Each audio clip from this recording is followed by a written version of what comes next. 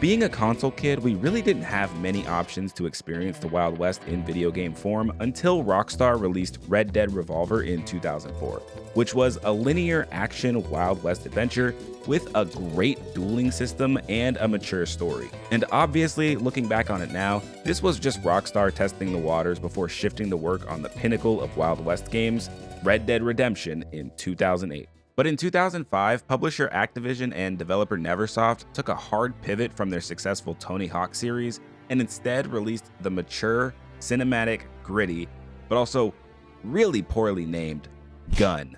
Gun was released for every console under the sun. We're talking a version for the PlayStation 2, the Xbox, the GameCube, hell, even a version for the PSP. But the main headliner was a release available at the launch of the Xbox 360, which was the only next-gen version that took advantage of the new hardware and software capabilities. PC gamers also got a version, but that's actually just a port of the PlayStation 2 version, and it's not the same high-def Xbox 360 version. At its core, Gun follows Colton White, the son of a hunter, who sees his father Ned murdered by a mysteriously psychopathic creature. Before he's killed, Ned reveals that he's not Colt's real father, and he gives him a coin and tells him to go find some prostitute named Jenny in Dodge City. Then he pushes him over the side of the boat in order to save him. Colt wakes up 3 days later in the middle of nowhere, and he sets out from there to uncover the truth about Ned's past and get revenge on the men responsible for his murder. What made Gun feel bigger than most mid-2000s shooters was its cast. And we're not just talking about the big video game voice actor names. No, instead, Gun features a star-studded cast of Hollywood actors. We're talking Tom Jane as Colton. You came here to unite the pieces of this cross. I never expected all this. Chris Christopherson as Ned. Bite some jerky and collect your gear. Time to earn our pay. Lance Henriksen voices the villainous Magruder. No one is gonna stand in the way of my destiny. You understand? No one. Not the federal government, not the Apaches, and not some pissant kid with a six gun. And Ron Perlman plays Hoodoo Brown. I'm Hoodoo Brown! It's a star-studded lineup that few games of the time could match.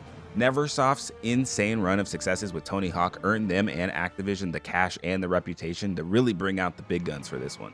Gun is an open-world action thrill ride that uses third-person shooter mechanics. And for a little bit here while I'm explaining the gameplay and the mechanics, it's gonna sound like I didn't really like this game, but believe me, all of my complaints are pretty minor.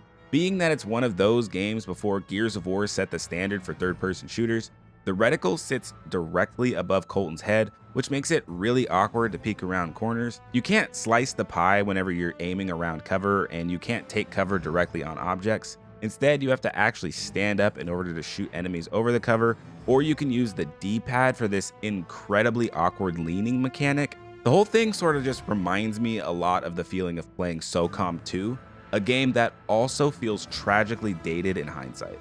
And the actual act of aiming is what really wrecks your flow. When you push the joystick, the camera barely moves, but then suddenly the acceleration will kick in and the camera just goes flying. And it did take me a little while to realize what was causing it, but it's made even worse by the magnetism when you do finally aim at an enemy. The magnetism just refuses to let your reticle off of the character, so every time you go to aim, you're just fighting these crazy ramp-ups of speed from the acceleration mixed with these sluggish slowdowns. But eventually, you settle into a groove and you start to realize that none of that matters. Because at the end of the day, you're a badass cowboy that's killing renegades, bandits, and outlaws. And it's especially fun when you start using TNT barrels to take out enemies. What's wrong, kid? Scared of you bastards? The whole thing is brought home by this quick draw ability. With a simple button press, time slows down and you can flick the left stick immediately to snap to enemies. And this becomes a necessary tool during one of the early missions, where on this mission you're defending the bridge workers as they try to rebuild a bridge out of town when some Apaches attack. And the Apaches will shoot flaming arrows through the air at the TNT barrels and you have to shoot them out of the air. But what's really awesome is you don't need the quick draw ability in order to shoot the arrows out of the air. You can just aim if you get good enough at the aiming.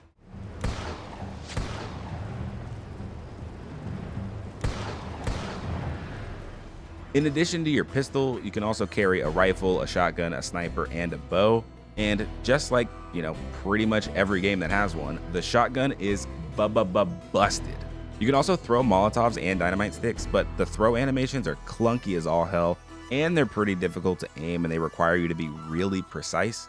So I didn't end up using these too much when I played the game. And for some of the missions, you actually get to mount a Gatling gun or fire a cannon. Being one of those early open world games, the world is really small. You can cross the whole thing from one end to the other in probably less than 10 minutes on horseback. The whole thing is set in this super contained valley that, while it's beautiful on the surface, it just feels dead and empty. Neversoft did add in a handful of side missions for you to do. There's bounties, cattle herding, there's Pony Express missions, there's hunting missions. Hell, you can even play poker. But really, these are all just filler or fetch quests, and for some reason, the poker minigame is just dead quiet.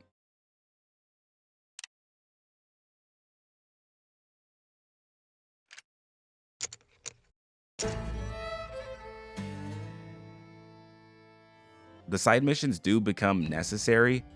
These are how you earn cash to buy upgrades at the shopkeepers, and it's how you level up your stats.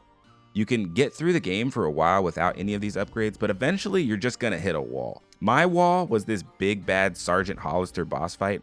This dude is a full-on tank. He took no damage from me, and he just kept two-tapping me. So I ended up having to go and do side missions for about an hour to get some upgrades before I could return and take him down. And I guess maybe we should now just talk about the difficulty. This is one of those old school games where the difficult options are actually difficult. There are 4 difficulty options when you boot up the game. There's easy, normal, hard, and insane. I first tried to play this game on hard, but I gave up after about an hour and a half because you die in like 3 hits, and I was just barely making any progress, and I was just starting to get frustrated. So I ended up switching over to normal for the rest of the playthrough. I don't even want to imagine how miserable the insane difficulty is. This asshole off me! You ain't got the nerve to drop me. Armor, you'll be leaving here in a gut bucket.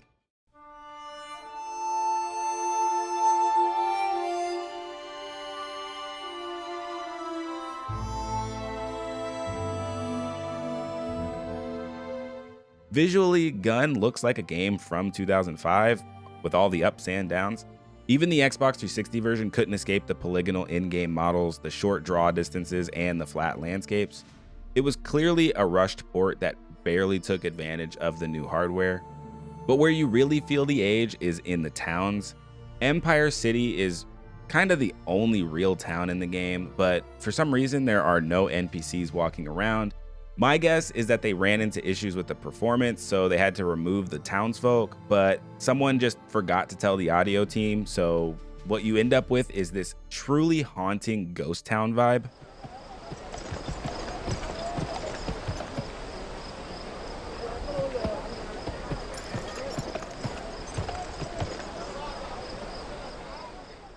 But luckily, the character models in the cutscenes are really what helps sell the experience.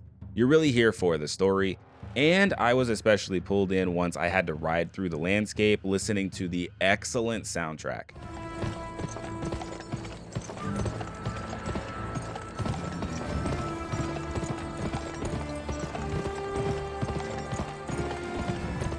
This is easily one of the best soundtracks that I've ever heard in a video game. It completely makes up for some of the visual disappointments. I ended up going to download the whole OST, and I struggled to figure out which songs to not include in this video. I've been listening to the whole thing on repeat while I'm writing and recording this script, and I'm constantly blown away with how moving it is and how well it sells that Old West feeling. And even some of the NPCs in the game sing songs to help set the mood. There once was a Dodge City maid who was a whore by trade. For a buck at a whack, she'd lie on her back and let the cowboys have a poke at her crack. One day, to her surprise, her belly began to rise. Her slit gave a grunt and an owl jumped to run with his balls between his eyes. Oh, the moon shines tonight on dear old Jenny. As she lays asleep and a shadow comes creeping. With eyes a gleaming and hopes of reaming, Alhambra maid. And if it weren't obvious from that clip, It's the mature tone that really sets Gunn apart from the rest. Now, I am just gonna go ahead and cover the whole story in a little bit of a condensed detail, mainly for two reasons. One, because this story kicks so much ass that if you haven't played this already, you need to at least hear what you missed out on. And two, you clicked on a video about a 20-year-old game and you've already decided that you don't care about spoilers and you just want me to talk more about it. So I'm gonna go ahead and do that. After Ned's death on the steamboat, Colton heads to Dodge City to find Jenny and save the Alhambra Saloon. To make his way to Empire City and learn more about Ned's past from the mayor, he defends these Chinese workers from attacks by the Apaches while they rebuild the bridge out of town. And this fight is awesome, showing just how quickly everything can go wrong if you accidentally shoot the TNT barrels. And this is where I need to do a little bit of a side tangent, because this scene actually drew a great deal of criticism from American Indian leaders when the game released. Those leaders called for boycotts due to the depictions of the Indian tribes in the game. If only they'd, actually played the game, they probably would have seen that the Indian tribes are the heroes and the main character is actually an orphaned American Indian, but I'm getting ahead of myself. To get to Empire City, Colton defends a stagecoach from the attacking Apache tribes. After finally getting to Empire City, Colton and Jenny meet with the town's mayor, the infamous Hoodoo Brown, voiced by Ron Perlman. Son, you've done the town of Empire a great service. I'm Mayor Hoodoo Brown. Should you ever need any assistance, please don't hesitate to ask. Hoodoo is a name that is gonna absolutely wreck me as I'm trying to read this script. Hoodoo deputizes Colton and sends him off on some missions, and unlike the third mission, the two henchmen goons murder some innocent civilians. Then they reveal that Hoodoo is working with the preacher and is double-crossing Colton and Jenny. Back in town, Colton arrives to confront Hoodoo when the preacher shows up, and out of nowhere, he just straight up slits Jenny's throat. Then Hoodoo sneaks up and knocks Colton out with a bottle, and he's brought before the main villain, Thomas McGruder. I had to waste a perfectly good whore to get to the truth about you. Colton gets thrown in jail, expected to be hung in the morning, and one TNT-filled jailbreak later, he meets up with some resistance fighters under the leadership of Clay. Together, the resistance derail a train, free some Apache prisoners, and we discover that Colton has the ability to understand the Apache's language, but not able to speak it himself. Now I've set many free. Where did you learn Apache? I'm not sure. It's like I could understand what he was saying, but I couldn't quite speak it. Then Clay delivers the backstory on McGruder via a flashback. In the flashback, we learn that Ned guided McGruder and his army, including Clay, to the home of a healer that was helping the Apaches in 1864. And welcome to 1864. Set 'em up! McGruder is looking for the City of Gold, and he thinks that these folks have the key, and he goes on a wild murder spree to get his way. And after that story wraps up, Clay gets captured by Hoodoo during another battle, and the Resistance sets out to storm Empire City with a cannon in order to save him and put an end to Hoodoo's reign. We end up seeing a scene of Clay getting tortured. God, stop! And we finally push through and fight off Hoodoo Brown, and Colton confronts him. It's under 10 feet of water. You can't get to it. When the snow's melting. This time of year, the water level's dropped a dozen feet or more. Thanks, Hoodoo.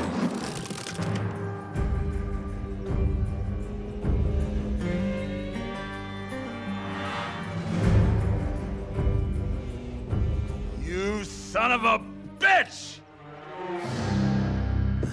But instead of the cinematic duel that this was setting up, it's just a standard shootout, which is really disappointing, and it just made me yearn for Red Dead Revolver. After we take out Hoodoo, Colton finishes the job. I'm Hoodoo Brown! Damn! He ain't gonna be in Rush Hour 3. Before Hoodoo died, he explained to Colton that Ned hid some object in a safe that sank to the bottom of the river. Colton needs a safecracker in order to get that item out of that safe. So Colton goes and he rescues a safecracker named Soapy from being hanged. And just after the two make their escape, they're captured by Sergeant Hollister. Then they make another jailbreak. Colt and Clay team up with the Apaches in order to assault Hollister's fort, and Hollister ambushes the group with a stick of dynamite. And after grinding for like an hour in order to level up enough to be able to take him down, he ends up going full suicide bomber mode in order to take Colt down with him. Hey! trying to hide from me? Come here, you.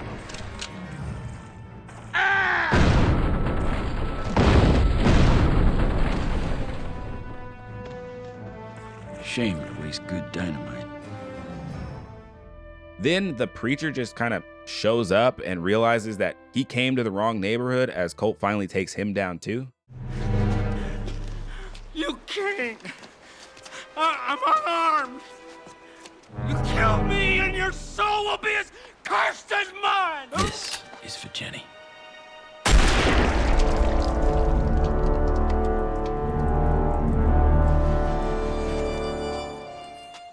Many Wounds reveals that he was there when Magruder massacred his family. He ended up hiding with his baby brother behind a rock that was way too small to actually hide them. And when Ned apologizes for leading Magruder to his home, Many Wounds just gives his baby brother over to Ned to be raised, meaning that Colton is actually the half-brother of Many Wounds, and there's our emotional hook. Then, for some reason, Many Wounds just finds the piece of the key to the City of Gold just sitting on the ground in the middle of the carnage. And this is basically the only plot hole in the whole game, but it's a pretty big one. Why did Magruder leave this behind if he was so insanely furious about finding the City of Gold? Why am I asking questions about a badass cowboy adventure to find a City of Gold? I'll shut up now. Colt and Soapy are finally able to break into the safe, and they find the other half of the key to the City of Gold, and they take it back to Many Wounds in order to complete the key. Then they head to this overlook and they read the transcription to find that the key points to the entrance. But Soapy ends up getting captured by Magruder, and he's tortured in order to reveal the location of the City of Gold. Wait, it's there. That's impossible.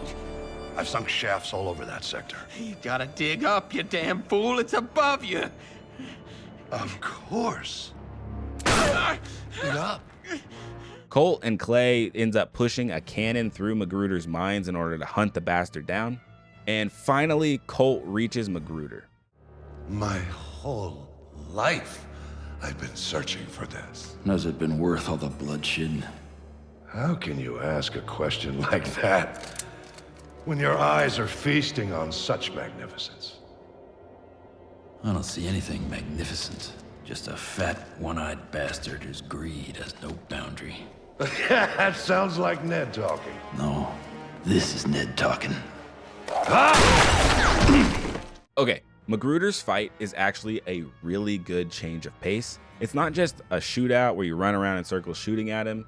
Instead, you have to throw dynamite at the geysers in order to detonate the fumes and damage him. You can also use a dynamite bow that you get before this mission, which is really badass. But make sure you watch out because he throws dynamite too. Once you do finally take him down, he runs up onto this platform and he throws dynamite down at you. You just shoot him a little bit in order to piss him off, and he'll end up throwing a big bundle of dynamite that you have to shoot out of the air in order to make the cave collapse. And as the cave's collapsing, Magruder gets trapped under a rock, and Colt just leaves him to his fate. I'd like to shoot you in the teeth, but that would be too kind. Reckon instead I'll take my knife and whittle you some, like you did Soapy, and then slit your throat like you did Jenny. Or maybe I'll take this cross, jam it in your good eye, and watch you twitch. None of that'll bring back my ma and pa, or all those villagers you massacred, nor Ned who raised me as his own. Did you hear that? You hear that? So long, Major. Give the devil my regards.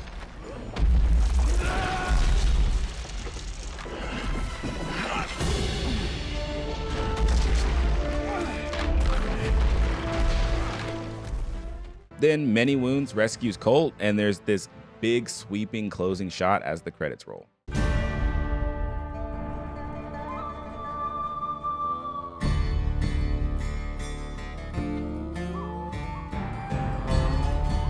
So I've played a lot of Xbox 360 games lately, and Gun is easily one of the best that I've gotten to cover.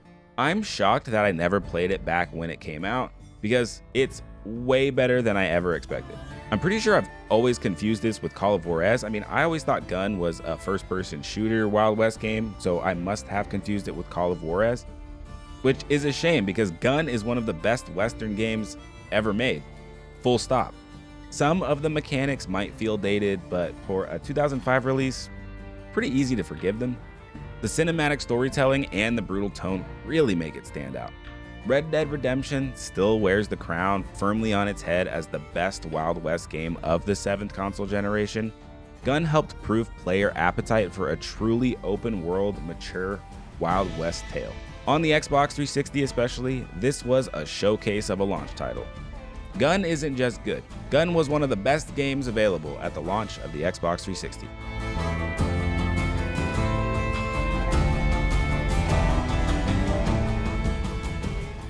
It's a little hard to believe it, but it's already been 20 years since the launch of the Xbox 360 all the way back in November of 2005. So I decided to revisit all of the titles available at the launch of the Xbox 360, and because there are 17 games to play and revisit, I enlisted the help of my buddy Gloom is Dead. He makes incredibly thoughtful and introspective reviews of games from the golden era. If you want to see more, you can find a link to our playlist covering all 17 games in the pinned comment below.